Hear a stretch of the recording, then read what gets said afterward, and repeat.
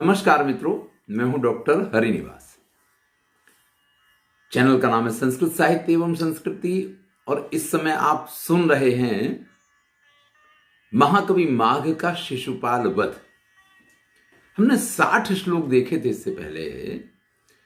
निशांत नारी परिधान धूननन स्फुटागसाप्युरुसलोल चक्षुषा प्रियेण तस्या नपराधवादिता प्रभंजनेनानुच कंपिरे सुराह।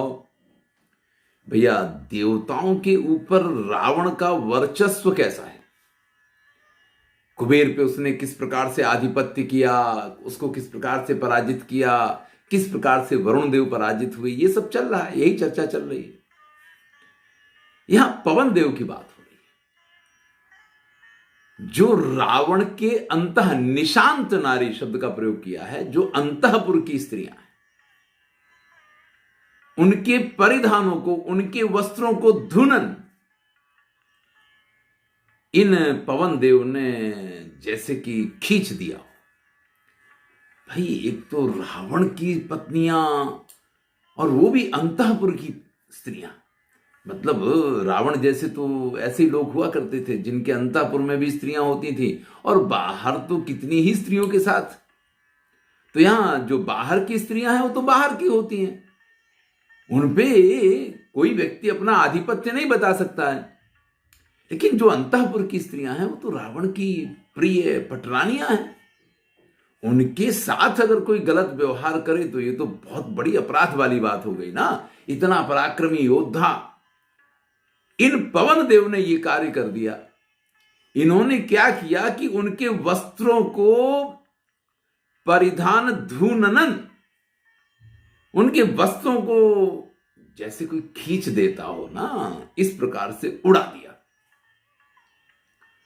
भाई, आप एक कल्पना कर लीजिए कि अगर किसी पति की उपस्थिति में उसकी पत्नी के वस्त्रों को कोई खींच दे तो वास्तविकता तो यह है कि उसको भयंकर क्रोध आ जाना चाहिए।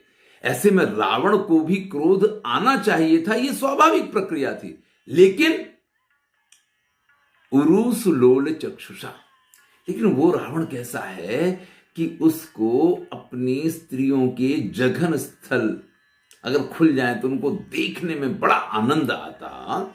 इसलिए जब पवन देव ने उनके वस्त्रों को खींचा और उनके जघन प्रदेश खुले तो इससे रावण को क्रोध नहीं आया, बल्कि ये तो रावण का प्रिय कार्य पवन देव ने किया।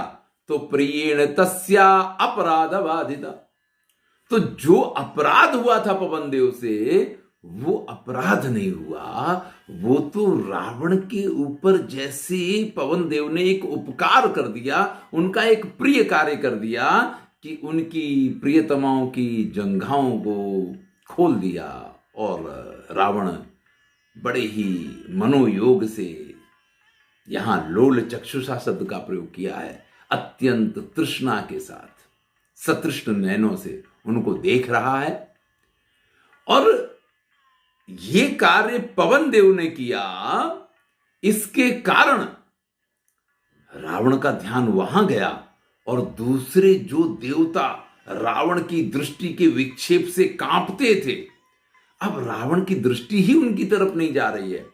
तो प्रभंजनेना नुच कंपिरे सुरा, तो एक तरफ रावण को आनंद दिया और दूसरी तरफ पवन देवता ने अपने इस कार्य से देवताओं को भी आनंद दिया, उनके ऊपर भी अनुकंपा की, उनके ऊपर भी दया दिखा दी।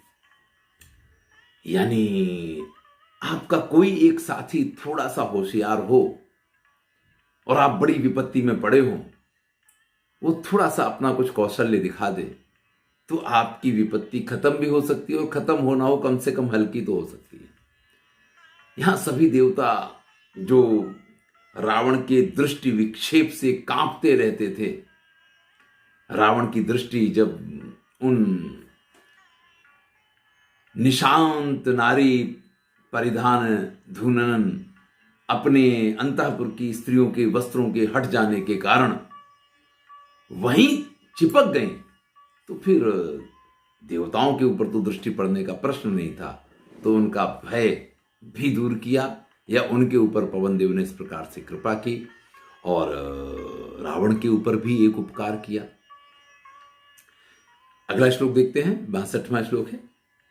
तिरस्कृतस्तस्य जनाभिभाविना मुहुर्महिम्ना महसां महीयसाम् बभार वाष्पै दुगुणीकृतं तनून पाद्धूम वितानमाधिजैः।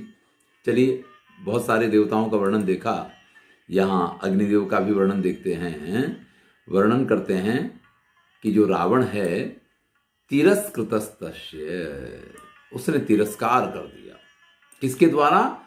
मुहुर्महिम्ना महसां महीयसाम्, यानी रावण की महिमा और रावण का तेज इतना अधिक है कि अग्नि का तेज उसके सामने तिरस्कृत हो गया।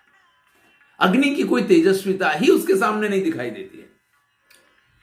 रावण कितना पराक्रमी है, और उन पराक्रम की वजह से उसका तेज जो है ऐसा महीयसाम, पराकाष्ठा को पहुंचा हुआ है कि उसके सामने अग्निदेव का तेज जो है तिरस्कृतस्तस्य, तिरस्कृत हो गया।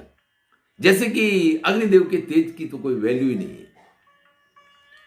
अब भैया, अग्निदेव जैसा तेजस्वी, अगर उसकी तेज का अपमान हो, तिरस्कार हो, तो उसको तो बड़ा बुरा लगेगा। यानी हमेशा जिसका मान सम्मान हुआ हो, हमेशा जिसको मान पान मिला हो, अगर अचानक उसका तिरस्कार होने लग जाए तो वो चीज उससे सहन नहीं होती है। तो यहां रावण के तेज के सामने अग्निदेव का जब तेज तिरस्कृत हुआ, तो बभार वाष्पै दुगुणी कृतम तनु। वो अपने सारे काम तो कर रहे हैं, लेकिन वो कहते हैं ना कि कई बार व्यक्ति जब नहीं प्रसन्न होता तो उसका चेहरा चढ़ा चढ़ा रहेगा, वैसे चेहरा खिला खिला रहेगा।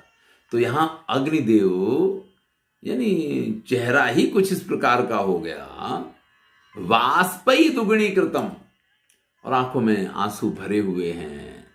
आंखों में आंसू नहीं तो जो अंदर से श्वास आ रही है, वो श्वास इतनी गरम गरम है कि जिसके अंदर आपको पीड़ा दिखाई देती है। देखिए, व्यक्ति प्रसन्न हो तो उसकी श्वास बड़ी शीतल और मध्यम और सुंदर होती हैं, लेकिन अगर वो किसी पीड़ा में है, किसी दुख में है, तो अंदर से जो निश्वास निकलता है ना, वो इतना गर्म होता है कि गर्म खाल की सांस से सार भस्म हो जाए, उससे तो लोहा भी भस्म हो जाए, अच्छे अच्छे पत्थर दिलों के दिल भी पिघल जाया करते हैं। यहां अग्निदेव जो हैं, उनके तेज का तिरस्कार हुआ तो अत्यंत दुखी हुए, और दुगुणी कृतम वाष्पै, उनके अंदर वो जो पीड़ा है वो कई गुना बढ़ गई। दुगुणी कृतम यहां पे लिखा गया है, तनुस तनून पाद धूम वितान माधिचै। और इसके कारण अब जब तेज नहीं है, जब अग्नि प्रज्वलित नहीं है, तो भैया मुंह फुलाए फुलाए अगर अग्निदेव हैं, तो चारों तरफ धुआं धुआं, और धुआं से घिरी हुई अग्नि, वो प्रसन्नता, वो खिली खिली अग्नि, वो नहीं दिखाई देती है। चारों तरफ धुआं धुआं और धुआं से युक्त अग्नि। तो रावण के सामने हमने देखा, ना इंद्र की चली, ना वरुण की चली, न कुबेर की चली, ना यमराज की चली, और फिर तो हमने देखा कि सूर्य और चंद्रमा तो जैसे उनके सहायक बन के रह गए हैं, पवन देवता तो उनके उपकारक बन गए हैं। लेकिन अग्नि उनका उपकार करें ना करें, लेकिन सूर्य चंद्रमा उपकारक बन गए तो शायद उनको इतना बुरा नहीं लग रहा है। लेकिन अग्निदेव को अपने तेज का तिरस्कार देख करके अत्यंत पीड़ा हो रही है, और वो जैसे धुएं से घिरे हुए हों, इस प्रकार का उनका व्यक्तित्व हो गया है। वो तेजस्वी, वो खिला खिला जो व्यक्तित्व था, वो इस समय उनका नहीं दिखाई दे रहा है। तदीय मातंग घटा विघट्टितैः, तदीय मातंग घटा विघट्टितैः कटस्थल प्रोसित दानवारिभिः ग्रहीत दिक्कैर पुनर्निवर्तिभिश्चिराय यातार्थमलम विदिग्गजैः। भैया, रावण ने चारों दिशाओं के जो लोकपाल हैं, उनके जो दिग्गज हाथी हैं, उन हाथियों के ऊपर अपनी हस्ती सेना के साथ आक्रमण कर दिया। तदीय रावण के मातंग यानी उन मदमात हाथियों ने घटा विघटित जब उन हाथियों के ऊपर प्रहार किया, कटस्थल प्रोसित दानवार भी, तो उनका सारा नशा उतर गया, उन हाथियों की सारी मस्ती खत्म हो गई, और जो उनके मस्तक से मद वाला जल बहता रहता था, यानी एक बहुत ही श्रेष्ठ हाथी की निशानी होती है कि उसके मस्तक में से मद जल बहता रहे। लेकिन ये मद तो कब है? जब तक आपके अंदर मद है तभी तक वो जल बहेगा। जब मद ही नहीं होगा तो जल कहां से बहेगा? तो यहां उन हाथियों ने, रावण के हाथी इतने पराक्रमी और रावण की तरह ऐसे शक्तिशाली हैं कि उन्होंने इन हाथियों के ऊपर जब आक्रमण किया तो ये छिन्न भिन्न हो गए और इनके मस्तक से बहने वाला मद भी बहना बंद हो गया, क्योंकि सारा नशा काफूर हो गया, सारा नशा उतर गया। और जब नशा ही उतर गया तो फिर वो नशे से बहने वाला जो मद जल है वो कहां से बहेगा?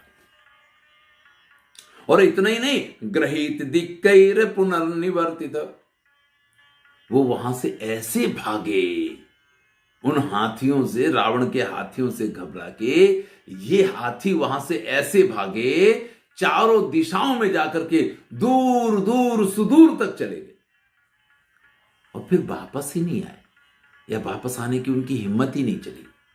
और इसीलिए जो दिशाओं में चले गए, यथार्थ मलंबी दिग्गजे, उन दिग्गजों ने, उनको दिग्गज क्यों कहा जाने लग गया? क्योंकि जब गए दिशाओं में, दिक गजहा, दिशाओं में जाने वाले हाथी, वो दिशाओं में गए तो वापस ही नहीं आए, वहीं के वहीं रह गए, और इसीलिए उनको दिग्गज कहा जाता है। भैया, दिग्गज इसलिए नहीं कहे जाते हैं कि वो बड़े पराक्रमी हैं, वो दिग्गज इसलिए कहे जाते हैं क्योंकि दिक यानी दिशाओं में जो हाथी जाकर के रुक गए हैं, वापस ही नहीं आए, इसलिए उनको दिग्गज कहा जाता है। ये महाकवि भास हैं? आप इनके बारे में जानते हैं? ये कहा जाता है कि उपमा कालिदासस्य भारवीर अर्थ गौरवम दंडिनः पदलालित्यम माघे संति त्रयोः गुणाः। तो ये तो बड़े गुणवान कवि हैं, बड़े महान कवि हैं। इनमें आपको कालिदास का समन्वय भी मिलेगा, इनमें आपको दंडी का समन्वय भी मिलेगा, इसमें आपको भारवी की छवि भी दिखाई देगी। तो बड़ा ही सुंदर यहां वर्णन किया, और जो बात उन्होंने स्थापित की कि भाई दिग्गज नाम इनका किस लिए पड़ा, ग्रहित दिक्कैर पुनः निवर्ति भी, जब वो दिशाओं में गए तो फिर वापस ही नहीं, अनिवर्त भी, वापस ही नहीं आए। तो चिराए यातार्थ मलंबी दिग्गजे, तो जब वो आए ही नहीं तो उनके लिए ये जो दिग्गज नाम है ये बिल्कुल सार्थक हो गया कि दिशाओं में गए और फिर वो गज कभी वापस नहीं आए, इसलिए उनको दिग्गज कहा जाने लग गया। हो सकता है कि आपकी पुस्तक में ये श्लोक बाद में हो और अब जो श्लोक आपके सामने प्रस्तुत कर रहा हूं ये पहले हो, लेकिन मल्लीनाथ की टीका में 63वां श्लोक जो बताया गया है उसको मैंने आपके सम्मुख प्रस्तुत किया, और अब 64वें श्लोक को प्रस्तुत कर रहा हूं। लेकिन कुछ पुस्तकों में यहां जो 64वां है वो 63 नंबर पे है, और जो 63 नंबर पे वो 64 नंबर पे है। तो अब इसको आप चला लीजिएगा, मैं मल्लीनाथ के अनुसार ही आपके सम्मुख इसको प्रस्तुत कर रहा हूं। इसलिए परस्य मर्मा विध मुज्जताम निजम द्विजिह्वता दोष मजिम गामी भी तमिद्यमाराधयितुं सकर्णकै कुलैर्न भेजे फणिनाम भुजंगता। भाई, कोई राजा है, कोई श्रेष्ठ योद्धा है, वो कितना भी पराक्रमी बना रहे, लेकिन उसके पराक्रम का फल तो यही होता है कि उसके राज्य में दुष्ट लोग ना हो। दुष्टों का डंका नहीं बजना चाहिए, प्रजा सुखी रहे, प्रजा का कल्याण हो। देखिए, राजा कितना भी दुष्ट हो, लेकिन वो प्रजा के लिए दुष्ट नहीं हो सकता है, वो दूसरों के लिए दुष्ट होना चाहिए। यानी पाकिस्तान को मोदी के नाम से डर लगना चाहिए, लेकिन भारत के लोगों को मोदी पे गर्व होना चाहिए। तो दूसरे जो शत्रु पक्ष हैं, उनके लिए आपका राजा दुष्ट, भयंकर, आतताई, अत्याचारी, पापी कुछ भी हो सकता है, लेकिन अपनी प्रजा के लिए वो कल्याणकारी, आनंददाता और प्रजा का रक्षक, हर तरीके से श्रेष्ठ होना चाहिए। यही उत्तम राजा की निशानी है। अब रावण के राज्य का वर्णन करते हुए कहते हैं, परस्य मर्माविद मुज्जताम निजय। यहां सर्पों की बात की है कि भुजंगता फणिनाम न भेजे, सर्पों ने अपनी सर्पता छोड़ दी। आप कहेंगे सर्पता क्या है? देखिए, टेढ़ा चलना, सीधा चलना ही नहीं। सांप का सबसे पहला गुण है कि उसकी गति जो है वो हमेशा सीधी नहीं होती है। द्विजीवता, दो जीभें, लप लप लप लप करके दो जीभें निकालता है। और दो जीभ का मतलब क्या है? द्विजीव का मतलब क्या है कि आपके मुंह पे आपकी जैसी और आपके पीठ पीछे कुछ अलग ही प्रकार का हो जाए। यानी व्यक्ति का व्यक्तित्व इस प्रकार का होता है कि वो राजा को अच्छा लगे ऐसी बात करेगा, लेकिन उसमें राजा के हित की बात नहीं होगी। लेकिन रावण के सामने किसी की ऐसी ताकत नहीं थी कि रावण को कोई ऐसा मार्गदर्शन दे पाए, क्योंकि स्वयं सभी वेद और शास्त्रों का वो ज्ञाता था, परम पंडित था। बुद्धि तो उसके पास पराकाष्ठा की थी, पराक्रम भी पराकाष्ठा का था। तो वर्णन करते हैं, परस्य मर्मा विध मुज्जताम निजम। दूसरों के मर्मों का छेदन करना। दुष्ट लोग कुछ इस प्रकार के होते हैं। यहां समासोक्ति अलंकार है, क्योंकि यहां जो विशेषण दिए हैं वो सर्प को भी लागू पड़ेंगे, और जो दुष्ट लोग होते हैं ना समाज के, ऐसे उन तत्वों के लिए भी लागू पड़ेंगे। तो जो लोग दूसरों के मर्मों को बींधा करते थे, वो काम बंद हो गया। सर्प जो दूसरों को डस लिया करते थे, वो डसना बंद हो गया भैया। निजम द्विजीवता दोषम अपि जिम्मम। और जो उनके अंदर द्विजीव वाला दोष था, मैंने कहा ना कि दो जीभ वाला दोष, एक जीभ प्रशंसा वाली होती है और एक जीभ निंदा वाली होती है। एक जीभ ऐसी होती है कि अंदर से मीठी छुरी की तरह आपको काटती रहे, और जिसमें आपका अकल्याण हो वही आपको बड़ा मीठा बन के बताया जाएगा। और दूसरी जीभ ऐसी होगी कि जिससे आपको लगेगा तो ऐसा कि वाह वाह वाह, इससे बड़ा कोई हितेच्छु आपका नहीं। तो ये जो सबसे बड़ा दोष है, ये दोष भी अब किसी में नहीं पाया जाता था। किसी की हिम्मत ही नहीं है रावण के राज्य में कि इस प्रकार का व्यवहार किसी के साथ कर पाए। तो सर्पों ने अपना द्विजीवता दोष है उसका भी परित्याग कर दिया। तमिद माराधय तुम सकर्ण कही। देखिए, सर्प की एक विशेषता और है, दो बातें तो बता दी कि वो चलने में सीधा नहीं चलता है। तो जो टेढ़े चलने वाले थे उनकी सब टेढ़ाई सीधी हो गई। कहावत है कि सांप अपने बिल में जाता तब तो भैया सीधे ही चलता है, लेकिन जब इधर उधर चलता है तब बड़ा तिरछा पिरछा भागता है। तो व्यक्ति को अगर सुखी रहना है तो अपने घर में, अपने समाज में, अपने परिवार में, अपने देश में ये टेढ़ा मेढ़ा नहीं चलना चाहिए। जैसे सांप अपने बिल में सीधा जाता है, ऐसे उसको अपने समाज में तो सीधा ही चलना चाहिए। रावण की ऐसी महानता कि उसके सामने ये टेढ़े चलने वाले सब सीधे चलने लग गए।